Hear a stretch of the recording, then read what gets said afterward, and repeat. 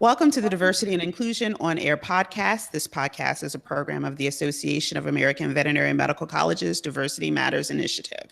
The podcast explores various issues related to diversity and inclusion in the veterinary profession and provides the AAVMC an opportunity to provide ongoing diversity programming to our member institutions as well as all veterinary professionals. My name is Dr. Lisa Greenhill. I'm the Senior Director for Institutional Research and Diversity at the AAVMC.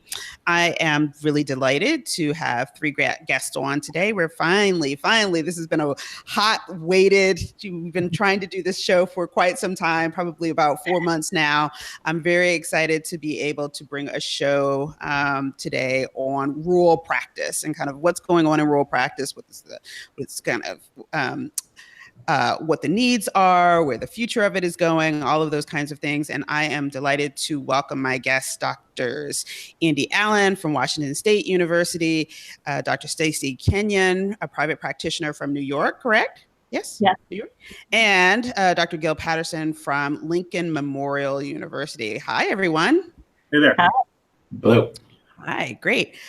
So as is our custom on the show, I am going to invite each of my guests to tell us a little bit about themselves before we dive into our topic. So Andy, I'm going to ask you to go first. All right. So my name's Andy Allen. I work at Washington State University. I work through the Field Disease Investigation Unit here, where we take students out during their fourth year to teach them how to investigate large animal or production medicine type problems out in the field. I also teach in third year courses, so medicine courses in third year to veterinary students. So. Awesome. Welcome. Thanks. So Gil, tell us about yourself. Sure. So thanks for having me on. Dr. Gilbert Patterson here. I work at Lincoln Memorial University, the newest College of Veterinary Medicine here in the U.S. And I am the program manager of a research center here called the Center for Animal and Human Health in Appalachia, or CAHA as the acronym goes, CAHA. And sort of what we do is basically support the needs of rural veterinarians through research, education, community outreach, and really trying to focus on the real world problems that rural veterinarians throughout this Appalachian region, which is the region roughly of the Appalachian Mountains spanning across the eastern seaboard, really trying to translate real world problems that rural vets are seeing into veterinary so that we can better train our future grads to address those problems. Prior to coming here, I was a rural practitioner in Frozen, Minnesota, food animal practice, and then also did some public health training at the University of Minnesota before coming here 2.5 years ago. So happy to be on. Thanks for having me. Sure, great. And Dr. Stacy. Hi, I'm Dr. Stacy Kenyon. I am a private practitioner in a mixed animal practice in northern New York. We are in the foothills of the Adirondack Mountains in an area that's one of our largest industries is the dairy industry. We are a large practice. We have employ 16 veterinarians. We have 4 small animal hospitals and cover probably a 250-mile area of dairy clients, equine, some small ruminant, and a few pig clients, not many. Wow, pigs too. Okay. All right. Well, thank you, each of you, for being on the show today. I'm really excited to have each of you here. So I am going to pitch this first question to you, Gil. Assuming that folks are completely new, we get a lot of pre-vet students who are interested in profession but don't know a lot about various parts of it. Suppose they're completely new to veterinary medicine. What is and what constitutes rural practice? Yeah, that's a great question. I guess I'll start by kind of being a little technical and then kind of go into sort of more of the more of what it really entails. I've worked a lot with some colleagues in the AVMA office, specifically looking at veterinary economics. And to be technical in terms of when we break down the demographics of what a rural practice is, well, first we sort of, the demographics we use would be, we define an urban practice as service less than 2 mile radius. Suburban would be 2.1 to 9 miles. And then a rural practice would be a practice that services an area greater than a 9 mile radius where the sort of home base might be. That said, a lot of it is really being involved in a small community where everyone knows each other, and there's, agriculture a lot of times is a central economic driver within the community. So you're really involved with everything from dogs and cats, personal pets, to livestock species, whether they be food animal or pleasure horses or other hobby farms, things like that. So really a diverse array of all different species and people that are accustomed to a rural lifestyle, with not a lot of the same amenities that one might expect in a big city. So that's a brief overview, but I'm sure my colleagues here have some other thoughts they might like to add. Yes, Stacy, you mentioned, so Gil said anything over 9 miles, and you said that your practice covered more than 200? Well, that's the scope of our ambulatory Okay. practice from end to end, pretty much. I think Gil was very right on about the description of how I would describe rural practice, and it's small community. You cover also not only a large area, but I think another unique aspect can be that you serve a variety of socioeconomic and demographics within the client base as well. And I think maybe it's not so unique, but it certainly is reality for rural practitioners. Okay. And so for you, Alan, I mean, does everyone just call it rural practice, or does it have maybe different names, kind of depending on what kind of animal you're working on? Is rural practice the same as production? Yeah, I guess I haven't tried to pin it down that closely, but we talk about rural mixed practice a lot, or rural ag animal practice, or rural equine practice. Where people are specializing more. It seems like we can classify them different. I guess for rural practice, for me, they can mean all different things.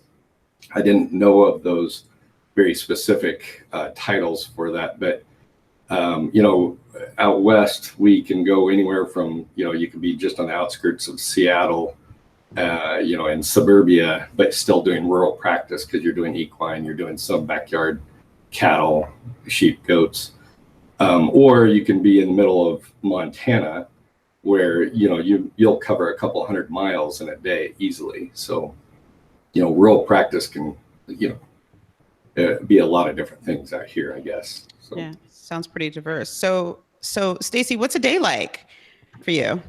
So my career has largely been focused on mixed animal practice. Specifically, I've always done a mix of large animal and small animal. So a day typically for me could be small animal surgery, seeing patients for wellness and sick appointments.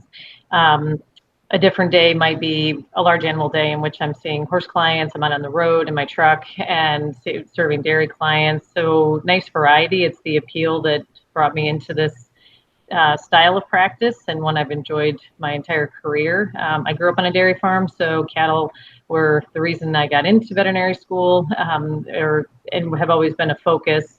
At this point in my career, I mostly do small animal, but I still get out on the road a little bit. So it's probably a pretty typical variety of surgery, medicine, a lot of patient and client interaction all day long, whether out on the road or in the clinic. So very enjoyable mix. So you mentioned that you grew up on a farm, a dairy farm.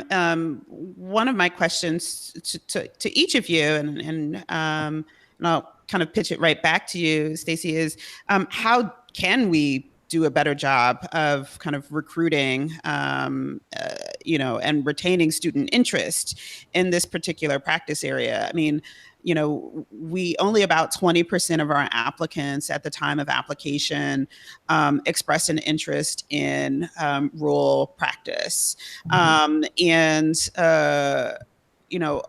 Is that enough? Do we need more?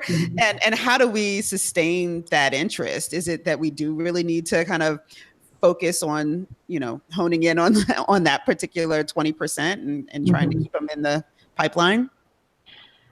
I think that educating the students, would be helpful to help them know all the options that are out there.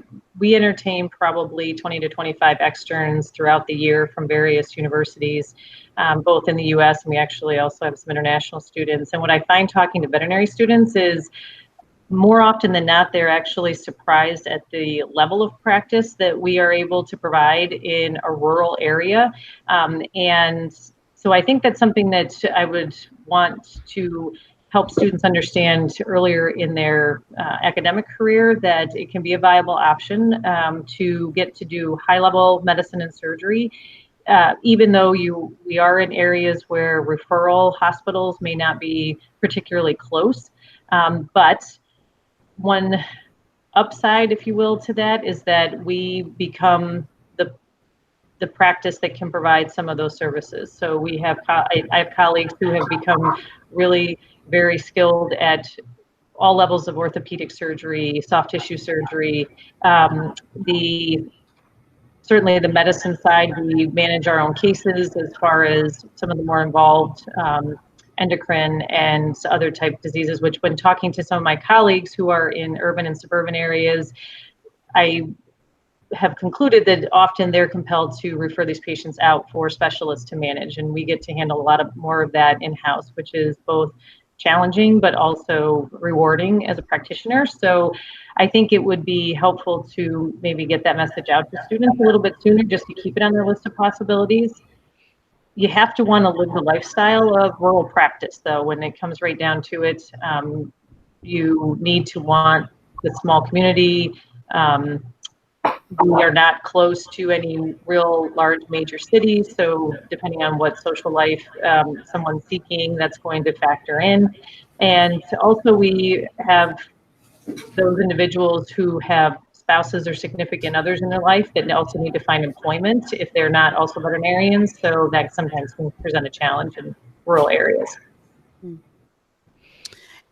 And so, Gil, what is LMU doing to kind of address this issue of kind of recruiting and retaining student interest? And then Alan you can tag in as well. Yeah, I'd like to get to that and also sort of elaborate on some of the stuff we were just talking about here. Myself, I was a suburban kid, never was really around livestock or big farms or anything growing up, and really didn't get much exposure to that area of veterinary medicine until, really undergrad. I went to University of Vermont, which is a very rural state. They had a working student-led dairy herd there, and I worked there throughout my college career and would see the vets come in and just got kind of really interested in, the cases that would come up, but also, there's obviously medicine and surgery that veterinarians participate in every day, but sort of some of the broader topics that I think can be really fascinating to a sort of a broader array of veterinary students, such as, public health, zoonotic disease prevention, food safety, all this sort of stuff that I observed on the dairy farms, on the pig farms and beef farms that I've worked on while I was in practice. You're really on the forefront of preventing, zoonotic disease outbreaks. You're a public health professional in terms of food safety, and very critical in preserving the health of both the animals in the community as well as the people and the environment as well. So that's one thing that we've tried to stress here in our education here at LMU is early exposure to the large animal species, the food producing species such as cattle, goats, sheep, pigs, sort of spark that interest and really emphasizing that sort of one health concept of humans, animals, and environment. All of those ideas and health professionals need to come together for all to be able to improve the health of all those things. So really stressing that, I think, can help attract students from backgrounds that might necessarily may have never really given a serious thought about where they would sort of want to end up as a veterinarian. But I think to summarize, I think early exposure is really, really helpful in the veterinary education system to those, both the large animal species, but also those broader concepts related to public health. And then just trying to sort of weed out those students that express interest and mentor them as best you can to point them in the best direction so they can get the best experiences and interest and help develop that interest. Yeah. Andy? Yeah, so I guess what attracted me, I was out in mixed large animal practice for 4 years before I came back to veterinary school. I think it was just being a jack of all trades and doing fun things every day. You know, I was doing something different. You know, I also, you know, I noticed that when I was out on the road going farm to farm that I was always smiling, and when I was stuck in an exam room, I wasn't smiling as much. I still liked it, but I just wasn't smiling. I think, you know, portraying that to the students, you know, is important. You know, what we do here to try to do that, you know, I had a discussion with our admissions, the head of admissions here, and I was actually surprised. I thought she was going to say that she seeks out these students from these rural communities. We get a lot of students from Montana, Idaho, and Wyoming, and they usually end up in Eastern Washington, which are all the rural areas. And they usually end up being a big part of the students that go out and do rural practice. But she said she doesn't specifically seek those students out, and she doesn't give them any leeway. And so, you know, they have to be able to get over the bar that they set. But you know, at least from my experience, those are a lot of the students that at least want to go back to rural practice, is the ones that come from ranches and dairies and farms. I guess our biggest struggle now is they all say they want to do it, and then they get out and they interview and they can't get the pay that they need to pay off their student loans. And so we have, you know, every year I have a lot of contact with the ag animal students. We have the students that say, I want to go back to my hometown, or I want to go back near where I'm from in Eastern Montana or Wyoming or wherever.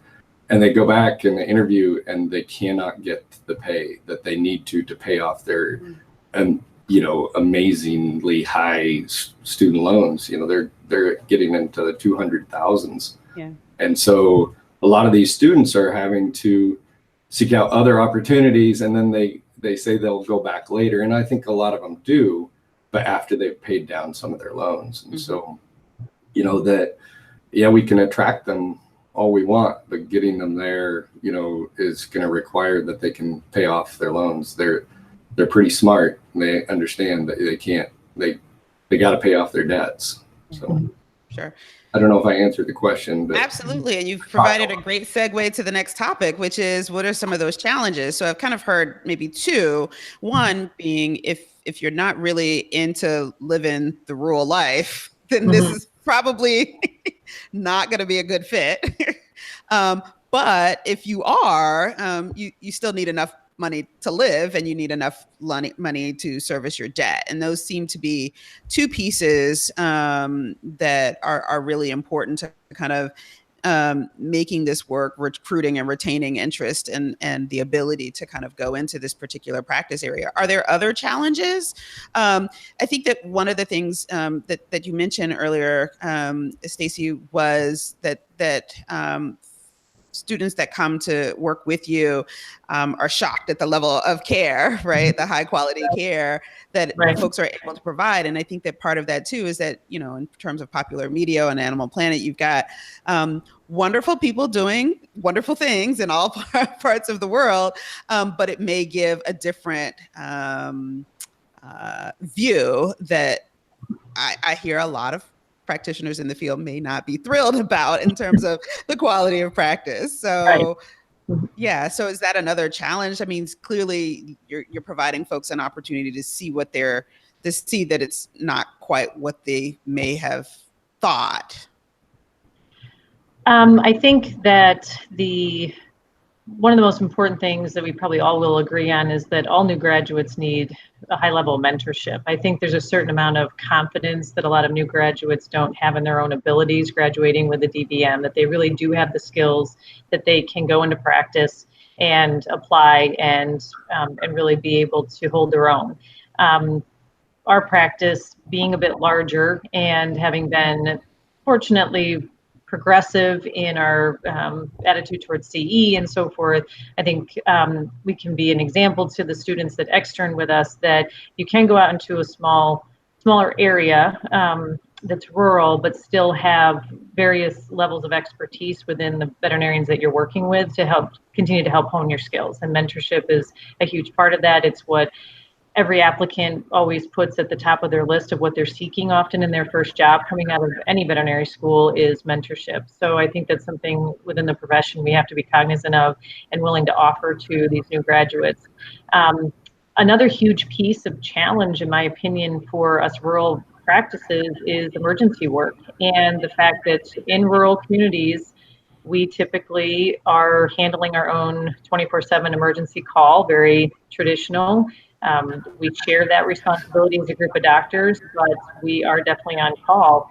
And that has become sometimes a tough selling point when new graduates especially can seek suburban or urban practice opportunities in which they can be guaranteed they will not have to do overnight on call. And our emergency means you have we have an answering service. You're tied to your cell phone and you field the calls that come in. You go in to meet the patient and take care of their needs, and you have access to a staff member on call with you.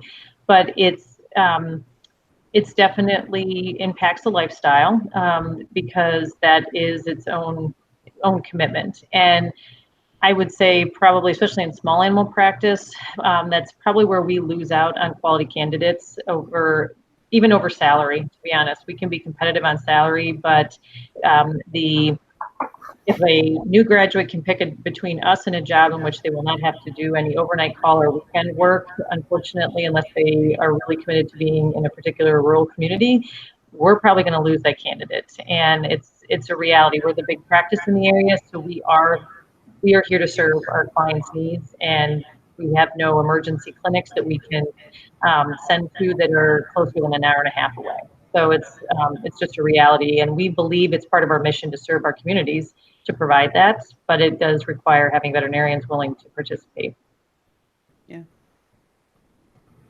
Yeah, thanks. Andy or Gil, other challenges that you think are important for folks to understand? Certainly the economics are a big deal. Well, I would just add, the consciousness of maintaining that work-life balance. And we just talked about the strain that, on call overnights, emergency work, and, the 24/7, cell phone attached to your hip can, it's easy to get sucked into that. So I think the veterinary profession as a whole and sort of all fields needs to be conscious of maintaining that work-life balance. But I think it's especially important in rural practice, as was just described, that 24/7 sort of, you're always need to be available or that sort of thing. So trying to work that out and work that into your schedule, I think, is hugely important to be able to sustain that rural practice lifestyle in the long term. So to each of you, what's the perk? What's the upside? What makes this like the best thing? What drew you to it? We've heard a little bit about that, about each of your stories, but what is the sweet spot about rural practice?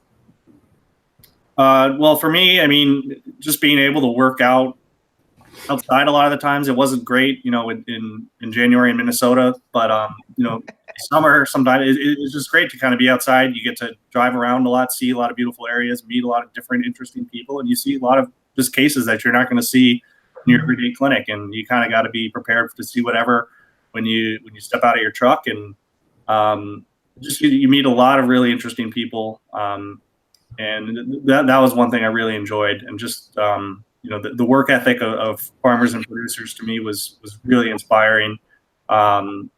And just really great people to be able to work with and to talk about their cases. And just like any dog or cat owner, they're just as invested in the care and well-being of their animals. So that's one thing I really enjoyed. Yeah.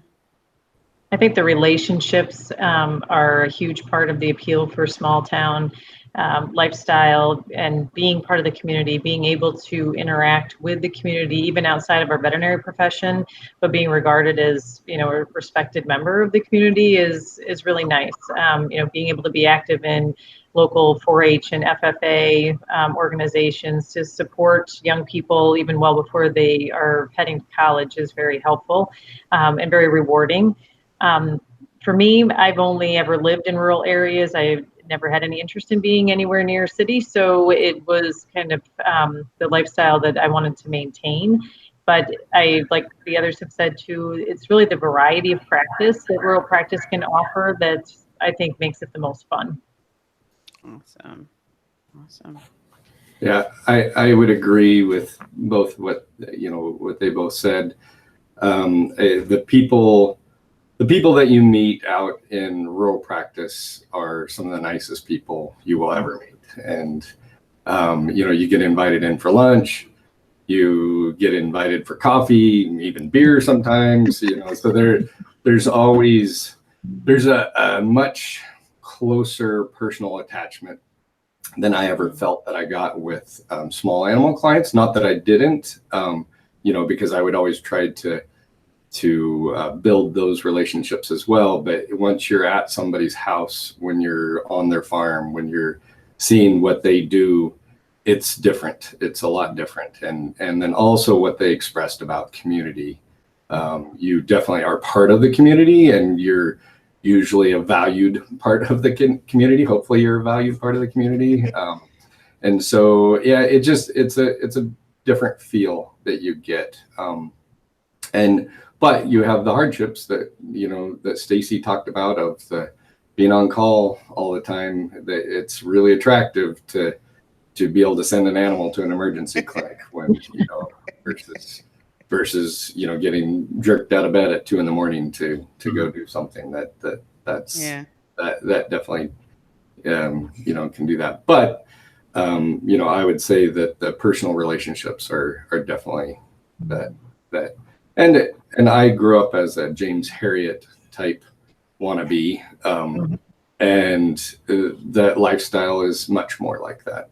So you get to go do all sorts of fun stuff.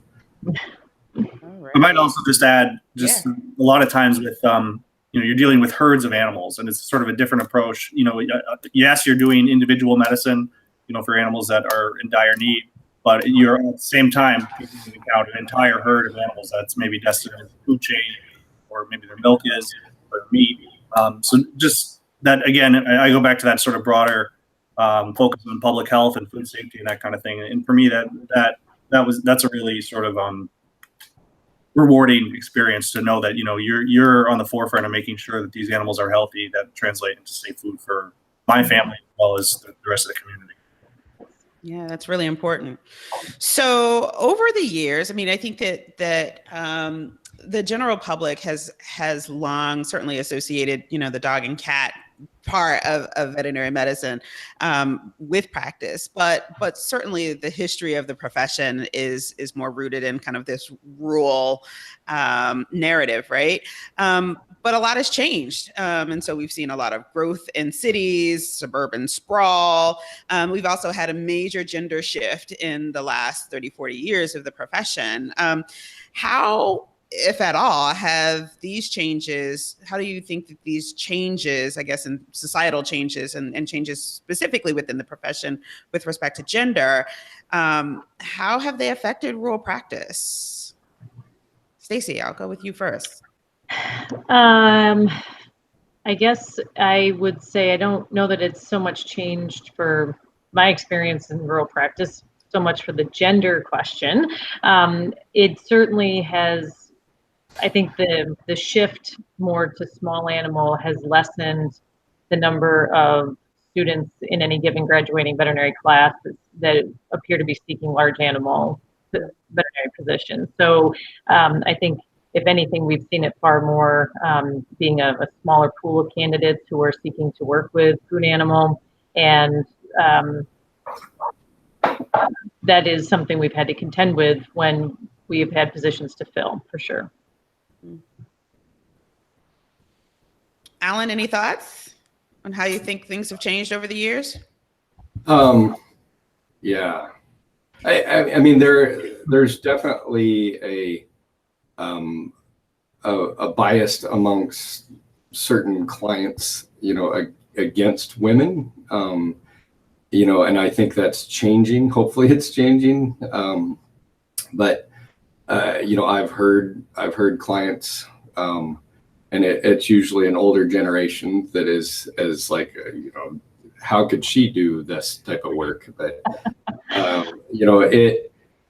so we definitely see it, and I still see it occasionally. I think it's becoming much more rare, but I do think that's been an added challenge. When we have 80%, women in veterinary school, and a lot of them want to go out and do large animal. I think, or rural practice, and so I think things are changing though, and it's getting better and better. But we still got a ways to go with that. There is also a challenge, but this is just not necessarily for women specifically, but for single people, moving out to, and I'm talking rural, we're talking eastern Montana and some places in Idaho and Wyoming, where a lot of our students come from, or a lot of our ag animal students come from. If they go back single, there's not a ton of people to pick from, so I think there's a challenge there with that as well. And so, they're so busy, they don't have a lot of time to date, they don't have a lot of time to do things, and then they go back out to practice, and they're busy again. So, that's a challenge. So sometimes bring your it's partner with you. right. Well, sometimes it's an upside, Alan, because when I first moved to this area, I was told by my colleagues that they asked if I was dating anyone, and I said no, I wasn't. And they said, well, it's kind of big news when a single woman enters our county.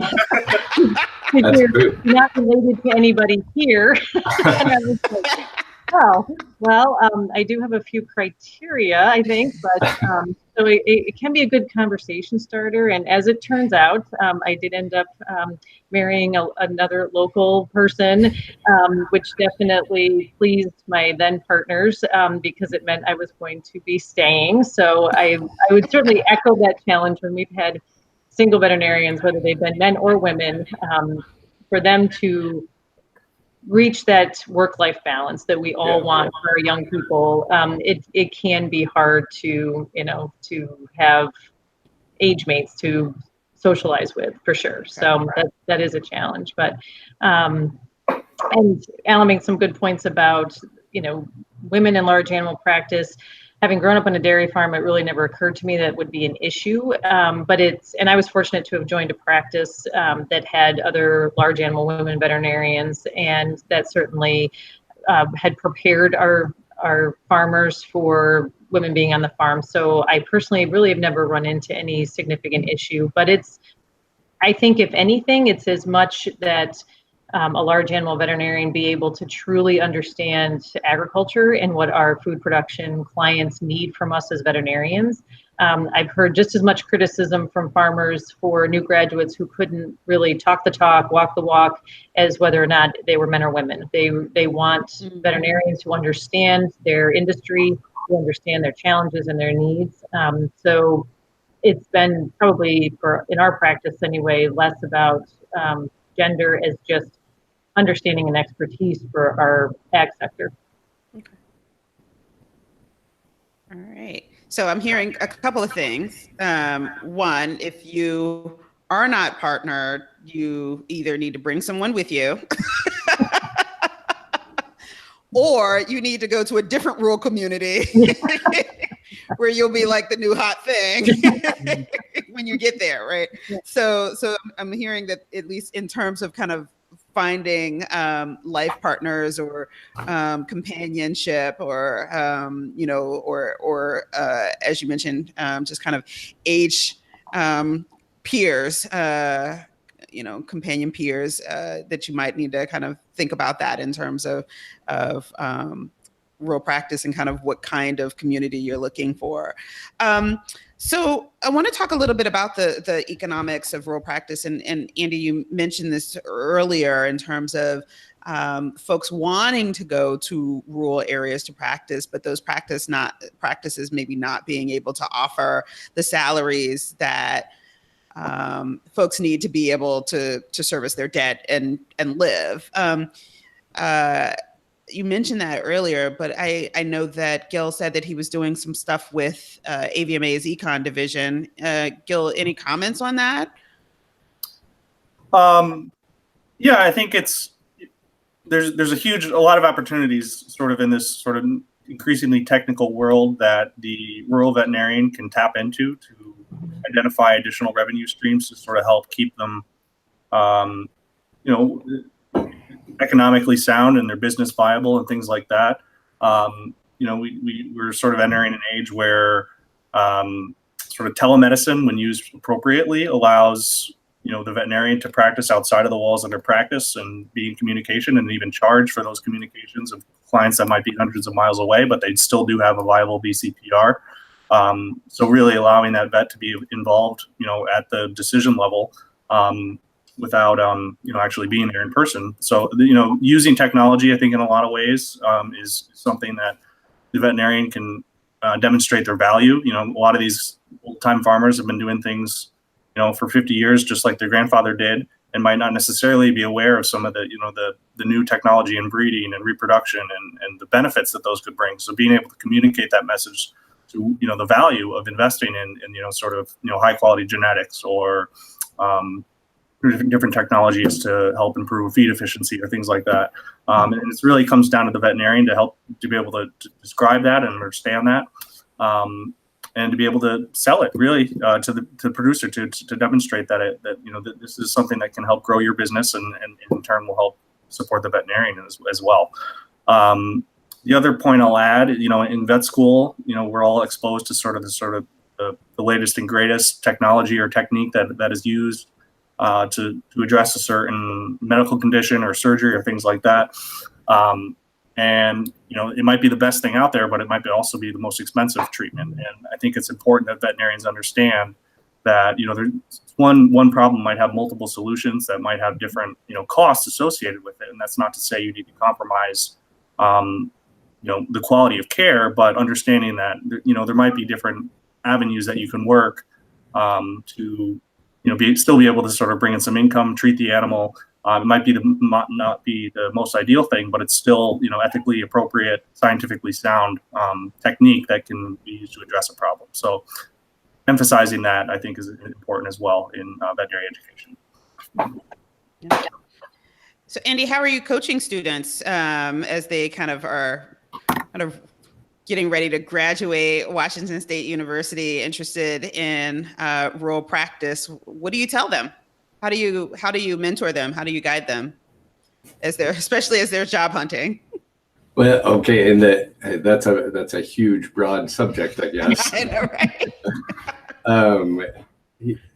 right? What specifically? Just a couple of points.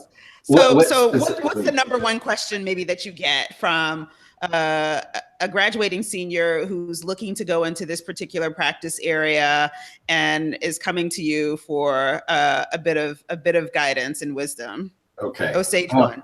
Well, probably, okay, yeah. The two biggest things I tell them, at least as far as checking out practices in the area, is to definitely do working interviews. I did lots of working interviews when I was first out, and they were wonderful. You can really see what different types of practices and different areas are like, as far as the clients go, but as far as how the hospitals work. And so I tell them as much as possible, if they can get working interviews, to go and work in the clinic for a day or 2 days if they can, and just get to know everybody there. You'll get a better feel than just going and talking, with the future employer. The other thing is to look at their books and see what they really do as far as as far as what type of clientele they see, I remember going out and being told that the practices I was looking at were 50-50, 50% large, 50% small, and not looking at their books.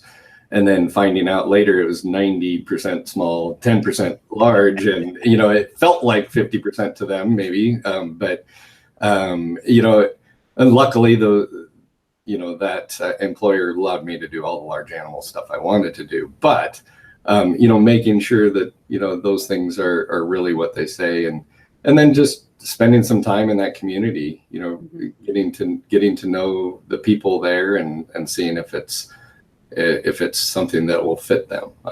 Those are important things, at least for that. Sure. There's many other things I. Well, I'm guessing it probably feels like 50% if you're kind of getting up at 2 o'clock in the morning. Yeah.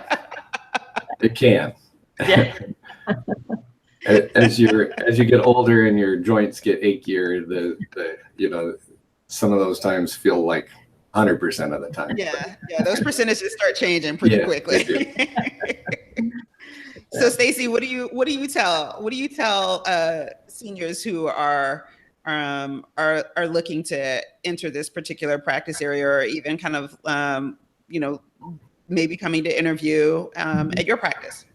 So to balance, there's always salary conversation and starting salary, opportunity to increase income potential over time as they hone their skill set is an important conversation to have, and helping students understand that they can really have a lot of control over that and they're within their own career. And just like Gil alluded to, there's so many creative ways that they can find for themselves marketable skills, and that's something to be encouraged. But also helping them understand that your cost of living in rural communities is going to be vastly different than in a lot of suburban and urban areas. So I am now one of the owning partners, so I'm involved pretty intimately with hiring and have all these conversations with prospective associates. And we really don't shy away from economic conversations, because that's important that students understand what they're going to be making, what their costs are going to be in a given community. And so the trade-offs may be that their costs are actually going to be lower than in some areas. But at the same time, we know we have to be prepared to offer competitive salaries to our new graduates, because we're all competing for the same quality candidates. So we have certainly kept pace with our starting offers in order to get what we feel are the best of the best. And that is just a reality for private practitioners looking to hire. Sure. So I'm going to move into the last couple of questions as we start to wind down the show. So I'm kind of curious. So it sounds like you get to do everything, which is really exciting. Sounds a little exhausting too, but it sounds really exciting. But what are those maybe non-clinical skills? And sometimes I hate to distinguish between kind of, clinical and non-clinical, because I think, as a social scientist, it's all kind of clinical, right? But what are some of those non-clinical, non-technical skills that you all think are really needed to come and be successful in rural practice? Stacy, what are you looking for when you're interviewing? First and foremost, we are looking at communication skills and personality. We believe we can train to hone technical skills. All candidates we've ever met come out with a certain amount of technical skills that are a great starting point, and we can work with them and mentor them to improve those. But communication skills, the ability to relate to individuals, because every single animal that we touch, whether it's on the farm or in the clinic, is going to be attached to a human being. And the ability to communicate at whatever level that client needs the communication to be in order to understand the services we are providing has got to be a priority skill set. Yeah, I would just second that. I think communication is paramount, and really in almost any area of veterinary medicine, whether it be small animal, large animal, food animal, you're talking with people that are invested in they love their animals, and they might also at the same time have limited financial resources, but they nevertheless care deeply about their animals, and the veterinarian needs to be able to show empathy and be able to talk clients challenging and difficult situations. So that's usually important. And it takes practice, for sure. Yeah, I'd say that communication skills are big. Really big here at WSU at training those things, and just watching the students that have very good communication skills are very successful. No matter what they do. Other things that we stress are consulting skills, which are something that you just don't come out of vet school being able to do, but at least if they're thinking about it during their last few years of veterinary school of how they can help out some of these different ag animal producers in consulting for, and not just fire engine medicine, but more of the herd-based consulting, with nutrition and reproduction and many different areas. The other thing that we work on a lot here, but it's partly due to our very, very large farms that we work with, is employee training. That's not a skill that they expect to learn, but we teach them that they have to teach. They're going on to these large 5,000 head dairies, and they're training the employees on how to do the things that they need to do to keep the calves, healthy and milk quality. There's so much employee training that they will be doing. So that's a new, different skill set that we're really working on that I don't think has been in traditional medicine or veterinary medicine. But, those are things that at least we try to get them started so that they can have a foundation to build off of and go from there. So and also learning how to charge for those things. A lot of the places that they go to, especially dairy practice, they have those already set up. But you get to a lot of cow-calf operation practices that work with huge cow-calf operations in rural areas. They really have not figured out how to charge for a lot of the consulting that they do, and so it's trying to teach them how they can justify what they're doing and justify getting paid for that. So, great. Yeah, great, thank you. Yeah, and I know that there are also some of our member institutions within AAVMC that are also emphasizing the need to learn Spanish as well, to improve, communication skills, not just kind of improving the quality of communication, but actually bridging, language gaps and those types of things so that you can actually do some of that successful employee training on the ground at some of these sites. It's really important. Gil, I know that there's a program that you all have at Lincoln Memorial specifically around kind of rural practice. Could you tell us a little bit about that? So yeah, it's still, it's basically a fourth year rotation that we've we've developed, and it's constantly being added to and refined. We were offered it this past year, or previous fourth years that graduated last year. We'll be offering it again this spring. Basically, it's an elective rotation that's web-based, so it allows our fourth year students, wherever they are in their rotation schedule, to kind of tune in for a couple hours throughout the week.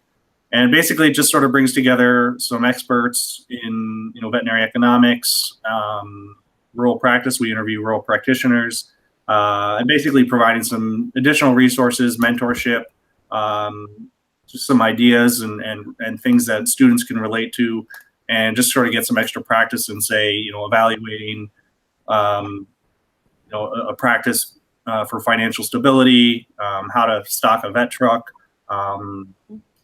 just some sort of stuff that we think is critically important for vets to be able to understand and know while they're out in practice. And as I said, it's still in development. I'd like to expand it further and potentially offer it through other schools in partnership with other schools. But I think it's critically important to really, identify those students that want to get out there and do the practice in the rural areas, and just having some extra resources to support them, because as we've described in this session here, there's a lot of challenges, and it does take a unique person with a specific skill set to be able to do that and be successful. So that's the point of that. As I said, it's still in development, but I think there's a lot of potential for it to grow beyond what it currently is now. All right, great, thank you. So last question, and I'm going to tailor this a little bit just because of some students that I met this past weekend. I was at the North Carolina VMA meeting, and I met some high school students who were kind of shadowing vets at their state VMA meeting. And I was shocked and pleasantly surprised that they were listening to the podcast. I'm like, where did you come from? But what would you tell some of those high school students who are, maybe interested in this particular area? So we've talked about vet students and certainly fourth years and new grads, but let's kind of maybe give some sage advice to the youngsters. Any words of wisdom? I think getting as much exposure and experience to all that veterinary medicine has to offer. I was a pretty traditional vet student. Having been on a farm, I wanted to go back into mixed rural practice. But once I got to vet school, I was really amazed at the career opportunities that DVMs can have available to them, like working for pet food companies, working for and the whole nutrition sector, and all of the pharmaceutical companies that employ technical service veterinarians and such. So when I talk to high schoolers, I certainly encourage them to spend time in our practice, because they really should know that this is something they want to pursue, but also to broaden their interests a bit, to keep in mind that there's ways they can serve the veterinary profession and be able to do some pretty cool things in other areas. And I also encourage them to work hard and get good grades, because it's still a very competitive process to get into the right undergraduate programs that will set them up for veterinary school. And that's probably not going to change anytime in the near future. All right. Andy, what would you tell the youngsters? Well, I would concur with the be a good student, learn how to be a good student. That's probably the biggest thing I would tell them is learn now how to study and do well, because a lot of those kids show a lot of interest. I pretty much every place I went to, if there was a kid between junior high and high school, or even grade school, they would come up to me and say, I've always wanted to be a vet, or their parents would say, I always want to be a vet. So, and a lot of them don't become vets. And I think a lot of it is because they get weeded out in the educational process. But so, yeah, learn how to be a good student. Also, what Stacy said about working for a lot of different people and getting all those experiences. I worked for, I think, 13 different veterinarians when I was prior to going to vet school. And what it taught me is there are some really grumpy vets out there that, if I listened to their advice, I would have never gone to vet school. But then there was also some really happy vets, and I associated myself more with those vets and said, yeah, my personality is a little more like those, and they're always happy. They're having a great time, and they love this profession. And so making sure that they work with a bunch of different people and not just the grumpy ones, because the grumpy ones will, deter them. Unless they're a grumpy personality, then maybe they should get out while we can. But so, I think, and really learning, just like Stacy said, learning that there are so many opportunities. There's not just, small animal, large animal, mixed animal. There's opportunities in every direction. And, I think our veterinary students get surprised by it when they get here and they're like, oh, shoot, I've got so many choices. Now what do I do? So, yeah, just making sure that they know that as well. But as far as the getting them to do, or not getting them to do, but encouraging them to the rural thing. I think, just all the 4-H, things that they do, and working with those vets and really seeing what kind of a difference they make for the different places they work for, and how gratifying it is for those people. So yeah, that would be, my advice. They would have stopped listening to me a long time ago. Find a happy vet. That's Find a happy vet. Unless you're intrinsically a grumpy person. Yeah. Last but certainly not least, Gil, what advice would you give to those young upstarts that are in high school? Sure. So, I mean, as been mentioned before, getting into vet school, first of all, is highly competitive. And I think the American vet schools certainly recognize the importance of rural veterinary medicine, large animal medicine in general, the public health implications of that. So I think as a high school student, if you can get involved with things like 4-H or local community health projects or things like that, to sort of be able to demonstrate some experience and knowledge of that side of the profession, it can really help set you aside in your application and sort of help you stand out when you are applying, because as has been said, it's very competitive. And if a lot of students just have small animal experience when they're applying to vet school, if you've got a broad array of experiences, especially in the sort of knowledge of the challenges and opportunities that exist in rural medicine, I think that's definitely a plus on your application. And when you're applying, you ought to be able to, you want to take everything you can get, because it is very competitive. So I think and obviously do well in school, get good grades, because that is a huge threshold that a lot of people need to be able to accomplish to be even be considered. But to really set you apart, I think having those diverse experiences is hugely important. Great. Well, thank you. Any parting words before we wrap up? Thanks for having us. This has been fun. Thank you. Well, thank you. Thank you for each taking some time out of your day to talk about rural practice. This has been another great episode of Diversity and Inclusion on Air. You can find back episodes of the show on our SoundCloud channel or your favorite podcast app. They are all archived there. You can also find more information about the show on our Facebook page, AAVMC's Diversity and Inclusion on Air. So again, to my guests, thank you so very much.